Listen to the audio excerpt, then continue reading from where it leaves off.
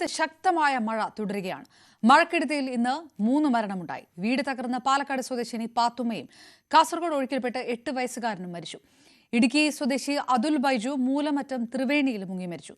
കാറ്റും മഴയും വ്യാപക നാശവും വരുത്തിയിട്ടുണ്ട്. നിരവധി കുടുംബങ്ങളെ മാറ്റിപ്പാർപ്പിച്ചു. കാസർഗോഡ് 3 നദികളിലും പത്തനംതിട്ട മണിമലയാറിലും പ്രളയസാധ്യത മുന്നറിയിപ്പുമുണ്ട്. പാലക്കാട് മണ്ണാർക്കാട് വീട് തകർന്ന് വയോധിക മരിച്ചു. മണലടിയിൽ സ്വദേശി പാത്തുമ്മ ബിയാണ് മരിച്ചത്. ഈ കാലവർഷത്തിൽ ഒരു ദുരന്തമാണ് നമ്മുടെ മണ്ണാർക്കാട് ലക്ഷംവീട് മണലടിയിലെ ലക്ഷംവീട് കോളനിയിൽ സംഭവിച്ചത്.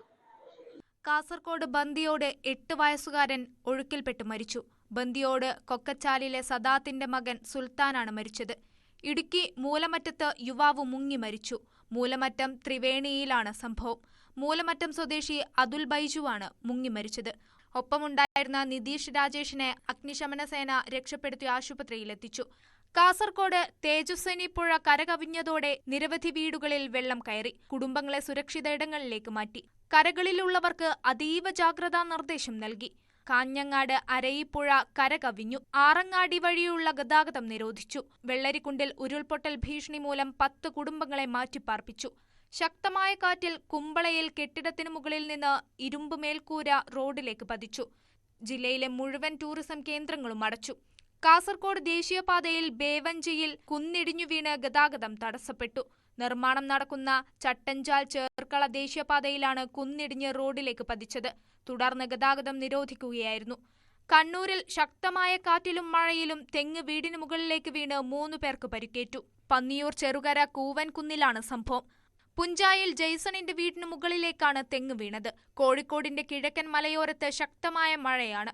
ഇരവഴിഞ്ഞിപ്പുഴയിലും ചെറുപുഴയിലും ജലനിരപ്പ് ഉയർന്നിട്ടുണ്ട്. ശക്തമായ കാറ്റിൽ കോഴിക്കോട് കോർപ്പറേഷനിലെ ഫ്രണ്ട് ഓഫീസിന്റെ ഗ്ലാസ് ഡോർ തകർന്നു. ഉച്ചയോടെയായിരുന്നു സംഭവം. വൻ ശബ്ദത്തിൽ ഗ്ലാസ് തകർന്നു വീണതോടെ പരിഭ്രാന്തരായ ആളുകൾ സുരക്ഷിത ഭാഗത്തേക്ക് ഓടിമാറി. കനത്ത കാറ്റിലും മഴയിലും മലപ്പുറം പരപ്പനങ്ങാടിയിൽ വ്യാപക നാശനഷ്ടമുണ്ടായി. മരം വീണ് നിരവധി വീടുകൾക്ക് കേടുപാടുകൾ സംഭവിച്ചു. വൈദ്യുതി പോസ്റ്റുകൾ തകർന്നു. പാലത്തിങ്ങൽ കോട്ടന്തല AMLP സ്കൂളിന്റെ മേൽക്കൂരയും തകർന്നു. കുന്തിപ്പുഴ കരകവിഞ്ഞു. കൂറ്റൻപാറ ഇടിഞ്ഞു വീണതിനെ തുടർന്ന് അട്ടപ്പാടി ചുരത്തിൽ ഗതാഗതം തടസ്സപ്പെട്ടു. ഇടുക്കി കട്ടപ്പന കൊച്ചുതോവാളയിൽ പാറ അടർന്നു വീണ് വീട് തകർന്നു. കൊച്ചുതോവാള സ്വദേശി ജോസിന്റെ വീടിന്റെ പിൻഭാഗത്തുണ്ടായിരുന്ന വലിയ പാറയാണ് അടർന്നു വീണത്. വീട്ടുകാർ പരിക്കേൽക്കാതെ രക്ഷപ്പെട്ടു. ശക്തമായ കാറ്റിലും മഴയിലും ഇടുക്കി കോന്നത്തടിയിൽ വീടിന് മുകളിൽ മരം വീണു. കോന്നത്തടി ഇല്ല് സിറ്റി അരീക്കൽ സജീവിന്റെ വീടിന് മുകളിലാണ് മരം വീണത്. ഇടുക്കി ഡാമിൽ ജലനിരപ്പ് 2344.94 അടിയായി. മുല്ലപ്പെരിയാർ ഡാമിൽ ജലനിരപ്പ് 129.15 അടിയായി. പെരിയാറിന്റെ ഇരുകരകളിലുമുള്ളവർക്ക് ജാഗ്രതാ നിർദ്ദേശം നൽകിയിട്ടുണ്ട്. പൊന്മുടി ഡാമിന്റെ 3 ഷട്ടറുകൾ തുറന്നു.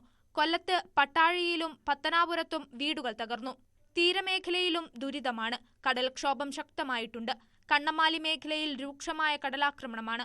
തിരുവനന്തപുരം വർക്കല പാപനാശം തീരത്ത് കുന്നിടിഞ്ഞു. നിരവധി കുടുംബങ്ങൾ ക്യാമ്പുകളിലാണ്. ആലപ്പുഴയിൽ 3 ക്യാമ്പുകളിലായി 67 പേരെ മാറ്റിപ്പാർപ്പിച്ചിട്ടുണ്ട്. കോട്ടയത്ത് 8 പേരെയും തൃശൂരിൽ 46 പേരെയും കാസർഗോഡ് 37 പേരെയും ക്യാമ്പുകളിലേക്ക് മാറ്റി. ഉപ്പള, നീലേശ്വരം, മൊഗ്രാൽ നദികളിലും പത്തനംതിട്ട മണിമലയാറിലും പ്രളയസാധ്യതാ മുന്നറിയിപ്പുണ്ട്. വിവിധ ബ്യൂറോകൾക്കൊപ്പം ന്യൂസ് ഡെസ്ക് ന്യൂസ് 18.